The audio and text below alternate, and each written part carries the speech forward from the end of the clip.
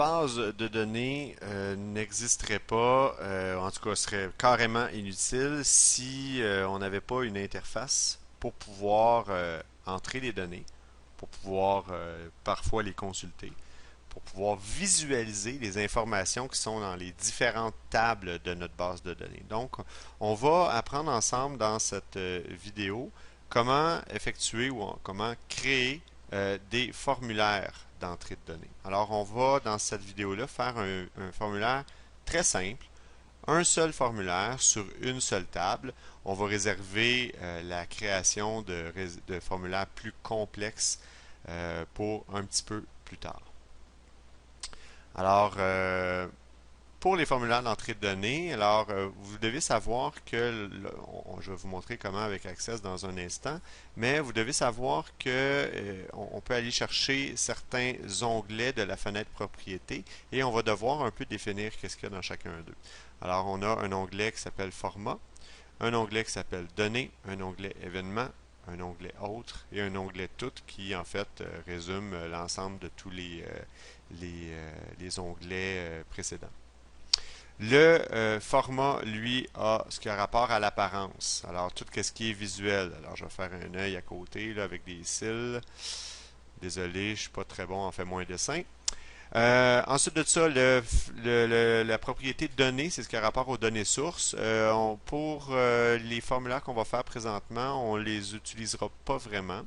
Événements, c'est la liste des événements menant à du code VB, Visual Basic ou VBA, puis au module de code du formulaire.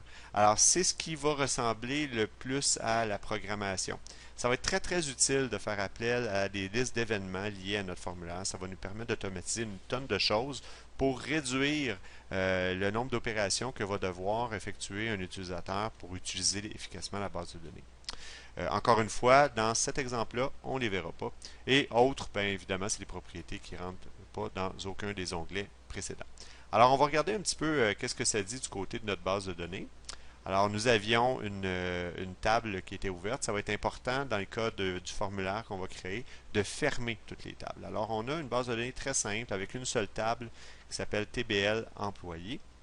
On va aller créer un formulaire maintenant. Alors, on va chercher le ruban juste en haut, le ruban créé, l'onglet créé pour déployer le ruban, pardon, je me suis trompé de terme. On recherche la fenêtre formulaire.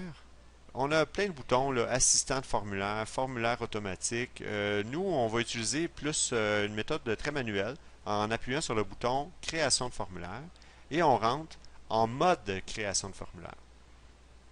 Alors, on va pouvoir basculer entre le mode de création de formulaire tel que vous le voyez présentement et le mode formulaire pour pouvoir visualiser à quoi il va ressembler en finale.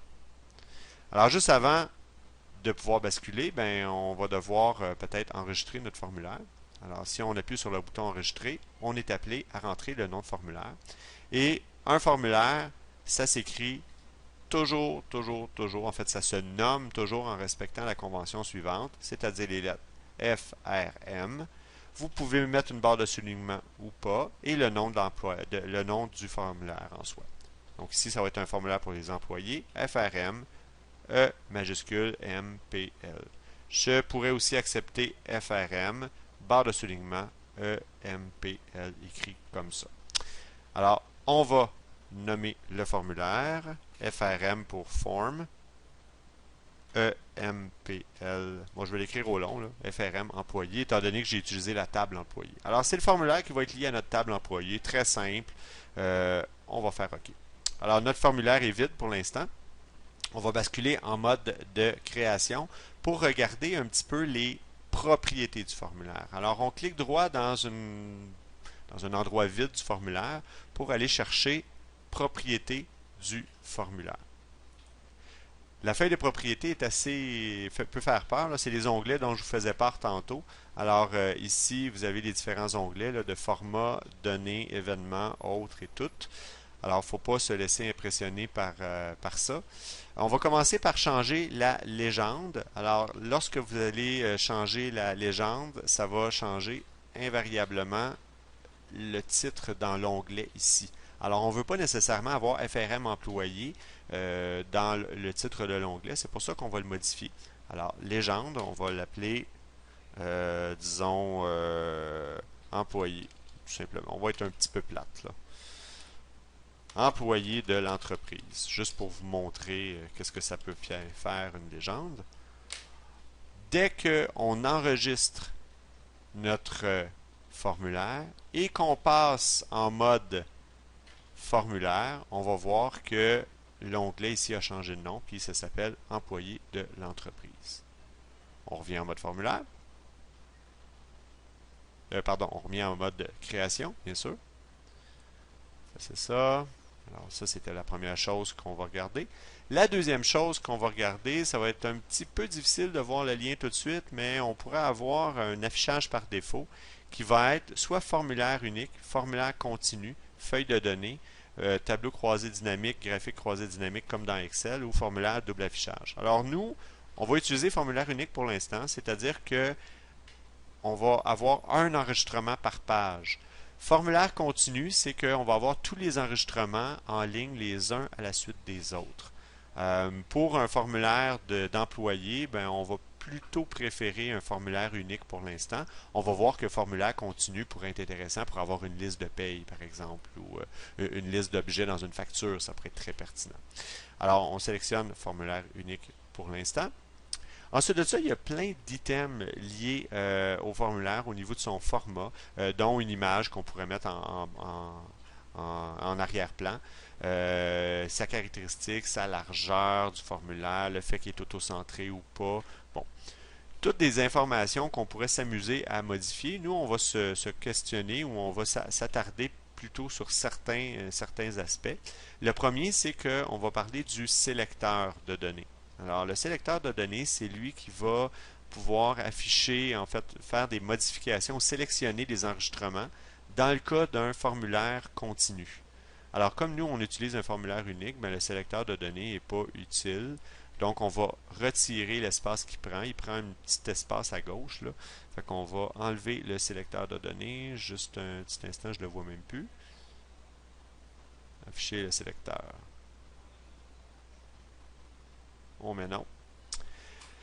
On va tout simplement laisser ça comme ça pour l'instant. On va enregistrer notre formulaire et comme il n'y a pas vraiment de modifications importantes, ben on peut disons continuer avec disons les données de notre formulaire.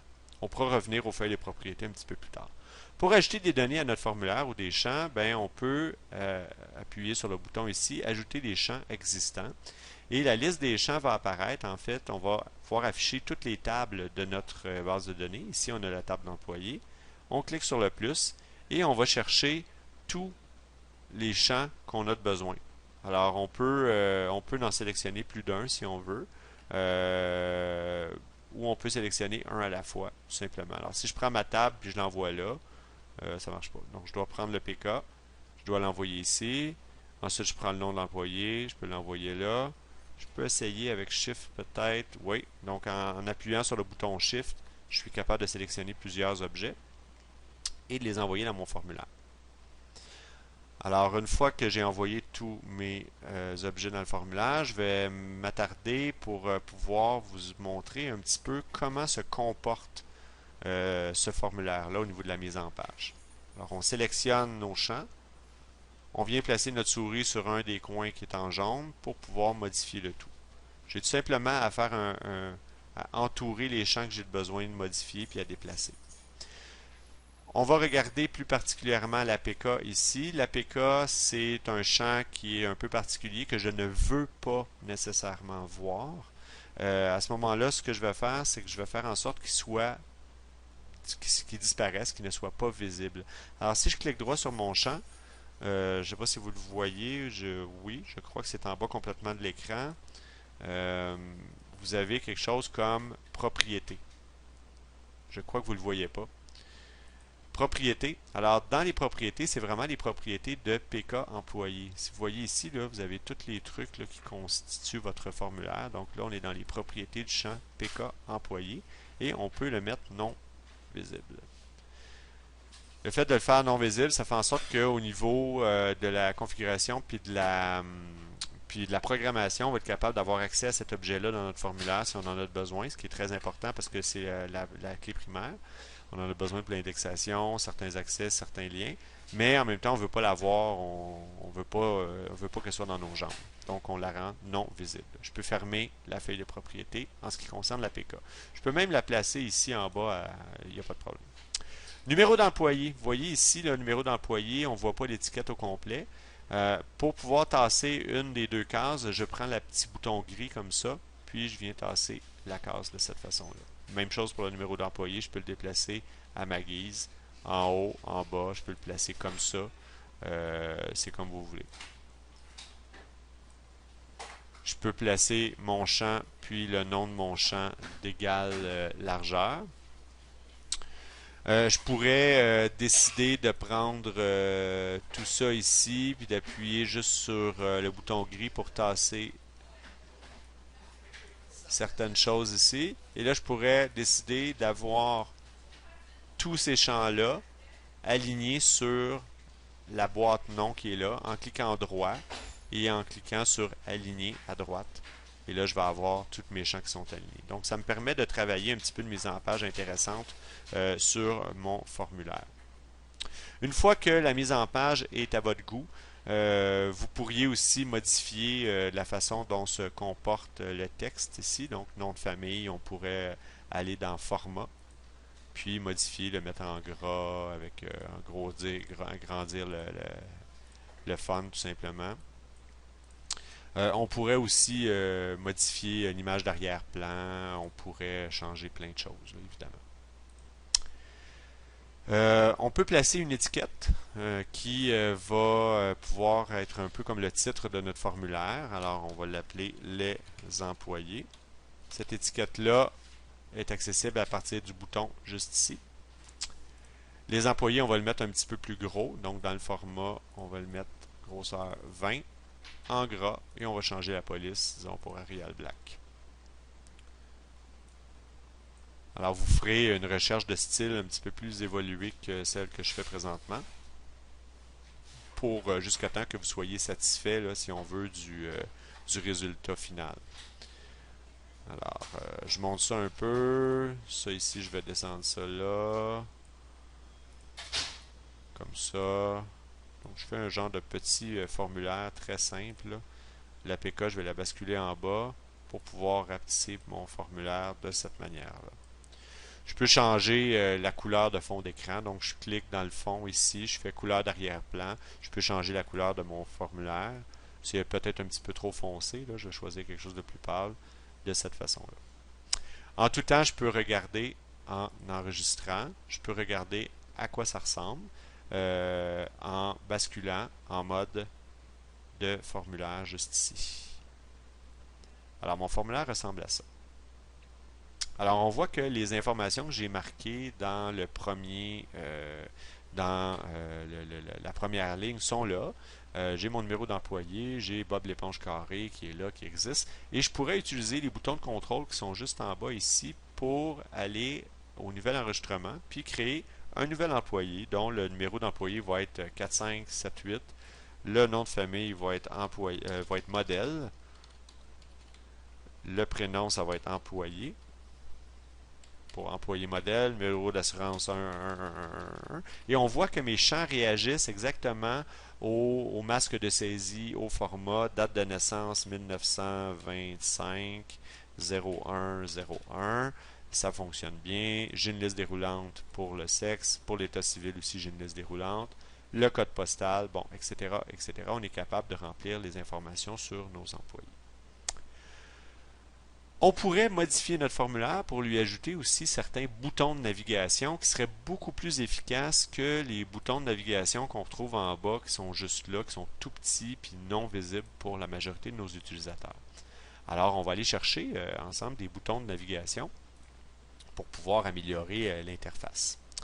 Alors, on retourne en mode de création et cette fois-là, on va venir se laisser une place juste en bas pour venir placer des petits boutons de navigation. On va chercher dans les contrôles l'objet bouton. On prend un bouton qu'on va dessiner juste ici. Et ce bouton-là, on a le choix entre différentes catégories. Déplacement entre enregistrements, opérations sur les enregistrements, opérations sur les formulaires, sur les états, des applications comme quitter une application ou divers comme exécuter une macro, imprimer une table, faire de la numérotation automatique. Alors nous, ce qu'on va faire, c'est qu'on va se faire un bouton pour se déplacer sur l'enregistrement précédent pour commencer. On y va avec, on peut prendre une image si on veut. Disons atteindre précédent, ça pourrait être intéressant. Il va y avoir une petite flèche.